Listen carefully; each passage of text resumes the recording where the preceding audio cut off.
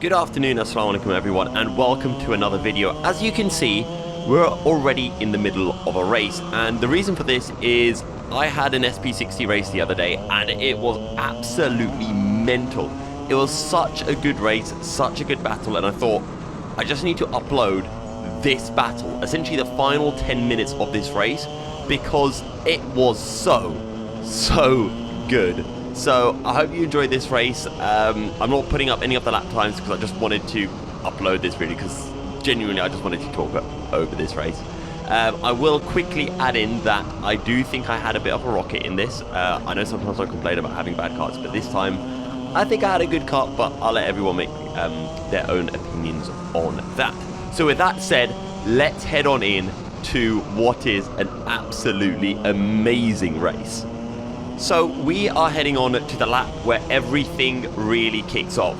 I'm behind Fraser, he's leading the race. I was leading for a lap, but he managed to get back past me, and he was defending so hard, and I was trying absolutely everything I could to get past him really. And he was just white lining it, and then as I go on the outside into the double right-hander, I get a little push. There was a bit of loading and I go a little bit wide, and then this whole stream of carts come flying up my inside, and I go from second, challenging for first, all the way down to 6th place. And I knew there wasn't a huge amount of time left in the race, and I did start panicking a little bit, but I got a little bit mad as well, and I just thought, right, that's it. I can't hang around. If you look carefully at the time, you'll see there's just under 10 minutes remaining, and all I was thinking about from here was winning it.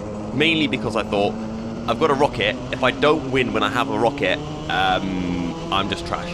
So that was my target, and I just thought, right, heads down, put in, you know, the best possible laps that I can, and don't hang around. Just make the overtakes as quickly as I possibly can, and that's it. There's no defending because I don't have that many laps. I mean, 10 minutes is about, what, 11 laps here at Llandow, so yeah. And I don't get the best of runs through the first left, but I get a really good run over that curve, and I think, you know what?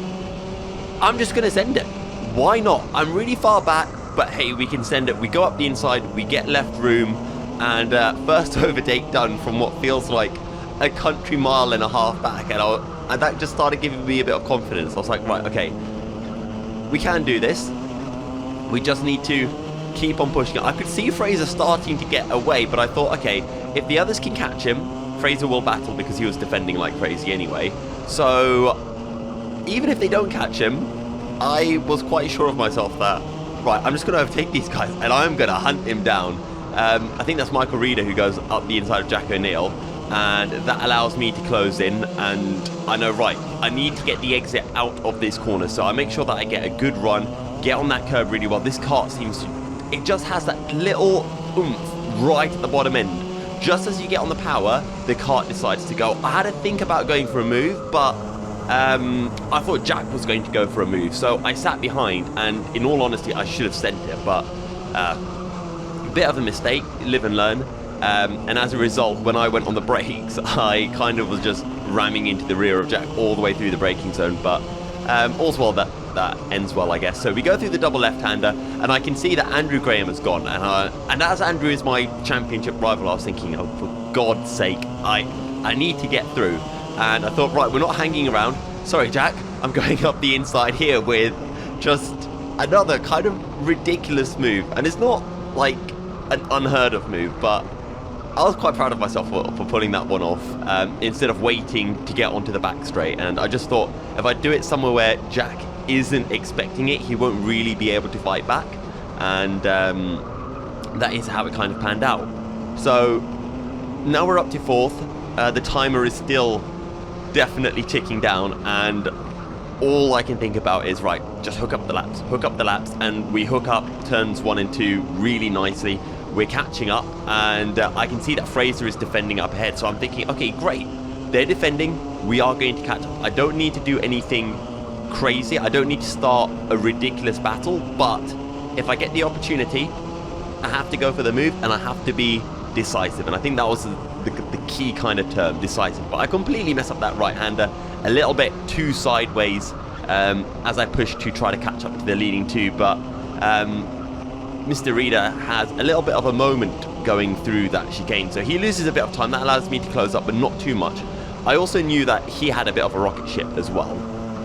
I think he had Anwar's kart from race 1. So I know Anwar had a good kart, and because he jumped in, I was like, okay, watch out for him at some point during the race. And so I wasn't too bothered about not being able to get him, and I was just a little bit aware that if I wanted to get him, I'd have to get a really good run coming out of that chicane and just be right on the back of him to get the slipstream, essentially. Otherwise, I probably wouldn't be able to make an overtake.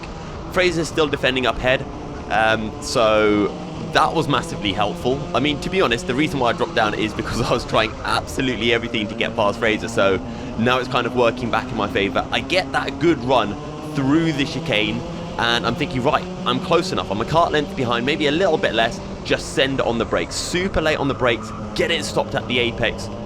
Great. We're up into 3rd place. Just 2 more drivers to go. And again, the time is still ticking down, so I am running out of laps. But all I was thinking was, okay, I'm making good progress. I've got enough time now, right? I've done what I needed to do in those, you know, the last 5 or so minutes. And how do I go past Andrew? Just straight up the inside. I get the opportunity. It does help when you've got a leader being as defensive as Fraser was. There are so many opportunities that open up that you can just take advantage of, because there's nowhere for second to go in all of it. So I'm up to second now, and I'm thinking, okay, how do I overtake Fraser? Because I was stuck behind him for ages. If you want to see the full race, I'll upload that. That's probably going to be out on Friday. But without the context, or with a bit of context, I was stuck behind Fraser for ages. I could not get past him. And now I'm behind him again with 3 or so minutes to go, and I'm thinking, how do I get past this son of a... And I thought, okay, he's been defending the inside. Why don't I send it round the outside? And I just go for it. I'm like, okay, let's do it. But I'm not quite fully alongside. I've got to back off. That allows Andrew to get a run, but I go straight back up the inside of Andrew. I'm like, I'm sorry, Andrew. This is not happening. This is... oh, I kind of messed up the mic there. But I was like, this is a private battle between me and Fraser, and no one else is allowed in here because I have to beat Fraser, so sort of. Not that rude, but yeah. All I thought about in this race was, I need to be the one to beat Fraser, right? He's been holding me back for so long. This is like the perfect... It's like the perfect book, the perfect story, and it has to end with an epic, you know, fight between me and Fraser to bring this race to a close. So at this point I had so much confidence, so I just thought, if anyone gets past me, that's fine, I'll just get straight back past them. And I'm thinking, okay, it almost worked for Fraser on the other lap going around the outside, so if I can do it again and just be a bit more committed, maybe it'll work. And then I thought, maybe I can go around the outside here, and all I was just thinking was, I can't overtake him on the inside because that's where Fraser is. So I've got to do it on the outside. That's my only opportunity. But that allows Andrew Graham back through again. And I'm just thinking, I don't know what to do. It was... I mean, I was loving the race. I was hating it as well. And yeah, I get a good run through the chicane. And I know, right, I'm sorry, Andrew. I'm going straight back up your inside because this is my battle with Fraser. And I shall accept no one interfering with this. And Fraser, I haven't really spoken to Fraser much about this race, but I am absolutely sure that he was crapping himself, because every time he had a kart between himself and me, I would then be straight back behind him, and he was probably thinking, oh, for God's sake, why is it always him? Why is Yusuf always the one who's coming back up? I think Fraser would have been happier to have this battle with anyone else other than me at this point, I think. But anyway, assumptions aside, now I was thinking, right, let me get the run out of this chicane, because this is where I've been quicker than everyone. And Fraser just goes in a little bit too hot. I get a good drive. I'm just trying to show my front nose in different places so that Fraser doesn't know what I'm going to do. He takes a little bit of a middle line, so I've got to go right up the inside, but I just outbrake myself by that tiny, tiny bit. I still get a decent drive, pretty good car. Fraser goes up my inside, and I'm like, okay, that's that was a really good move, and that's probably the closest I've got to, you know, pulling off the perfect overtake while Fraser's been defending. So I thought, that's what I need to do. That's the overtaking spot. I'll sit behind him everywhere else. So here I'm going defensive. I just want to make sure I get a good exit, but weirdly through that double right, you couldn't get a good exit. You just had to carry the speed in, and if you try to go slow and fast out, it wouldn't work. But I know Fraser track limits, but I know that going into this chicane, this is where I need to absolutely nail it, and I seem to be doing that. The kart was just really helping, or Fraser's kart was struggling on bottom end, and I think, okay, I'm doing this again, but this time I'm going to park it on the apex. So I go up the inside, I hold on the brakes, and then as I get the bump, then I go. Because I knew Fraser was going to go for the switchback, so I do a little cheeky of just wait on the apex, because I knew he was going to hit me. And then as soon as he tapped my rear, off I went. Some people might think, oh, dirty driving, but that's the 50-50 that you play when you go for that send. If you park it on the apex, you could get one, maybe two karts just flying around your outside, and you look like an absolute numpty. But if you get it right, it's pretty smart. So yeah, at that point, I looked behind me, I saw a big gap down to second, and I thought, we've got this. It's Jova. So yeah, at this point, it was just, okay, bring it home, because I had like a 1 second lead, and all I had to do was not spin into the final corner, and hey, look at that, we didn't spin, which means we take out a win, my third, I think, SP60 race win. Unfortunately, it wasn't enough to win the round, because Jack got a faster lap than me in race 1, but still, it was yeah, a pretty epic race. So yeah, I'm going to keep this video short and sweet. If you want to watch the full video of my SP60 antics, this full race essentially, or a little bit more context to this race, it will be up on YouTube on Friday. But until then, drop a like, subscribe, all of that shenanigans, and I'll see you all in the next video. Ciao, ciao!